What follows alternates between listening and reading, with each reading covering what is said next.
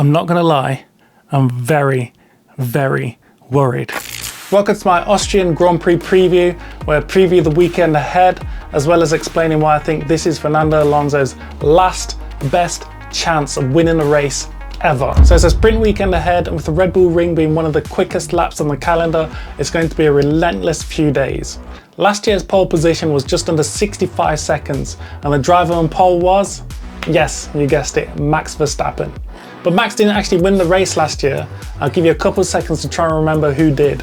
This winner started from second on the grid and overtook Max not once, but 3 times in the race. How we would love to see something like that this year. So Charles Leclerc won the race, with Ferrari having a bit of success back then. It'll be interesting to see how the teams fare this time around. Obviously we know it's Max's race to lose, and it's a race for second place, a position that should normally be a shoo-in for Sergio Perez. But Perez has been going through a rough patch these last few races, so we'll see how he pulls it back, or if he does pull it back. If it was a normal dry weekend, then he would have been able to get some confidence back and have a solid weekend. But it's a sprint weekend, and with just one free practice session before quali, the pressure's on the drivers to get the setup right, and fast. Plus, the last time I checked, there's a chance of rain on Friday and Saturday, so we'll see. Okay, to explain why I think this is Alonso's last best chance of a win and what's got me worried. Before I begin though, I need to explain I've been a Fernando Alonso fan for years. I literally grew up with him. Fellow Alonso fans will know we've had it tough for the last few years.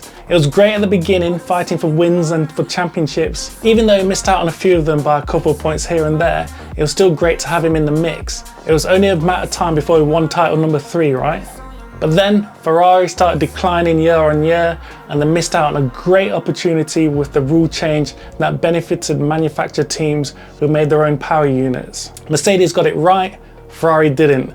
But even that disappointment didn't prepare us for what was next for Alonso and us, his fans. After 5 years of Ferrari not being able to provide him with a title-winning car, Alonso decided to jump ship and join Ron Dennis's promising McLaren-Honda reunion. And we know what happened next. Alonso fans went from wondering when he would be provided with a title-winning car to wondering when he'll have a car able to actually finish a race.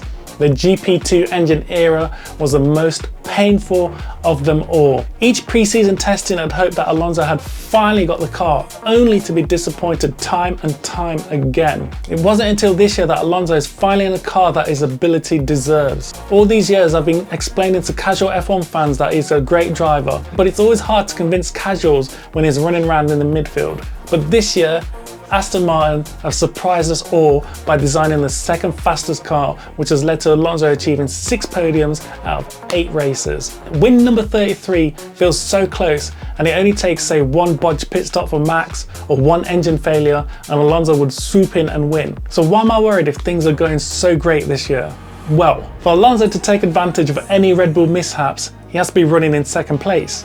And for Alonso to be running in second place, he'll need help by having the second fastest car on the grid. But I believe there's a team that's about to jump Aston Martin in the pecking order. You have to remember that as well as Aston Martin have done producing this year's car, other teams have dropped the ball and stumbled, which helped Aston's jump from 9th last year to 2nd best. Ferrari, Mercedes, McLaren and even Alpine all didn't produce cars on their promise and under-delivered this year.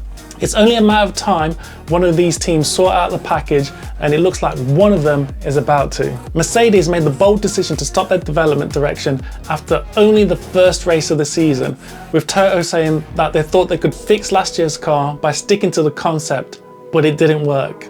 The upgrades and new concept came on the car at the Monaco Grand Prix, with Mercedes looking improved in both the 2 races after that, Barcelona and Montreal. Montreal is a race that caught my eye because on paper it isn't the track ideal for Mercedes.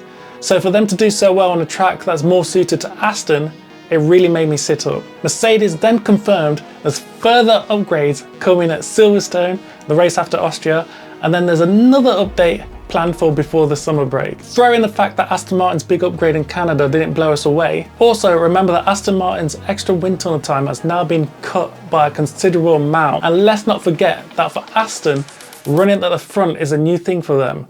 They don't have this experience to back them up. unlike the juggernaut that is Mercedes. So that's why I think that this weekend is Alonso's last best chance of winning a race, because if or when Max retires after the Austrian Grand Prix, it will likely be a Mercedes driver running in second place and not Alonso. But I hope I'm wrong though. If you found this video interesting, feel free to subscribe, as there's other topics that I plan to go over in the future that may interest you. Thank you for watching and enjoy the next race.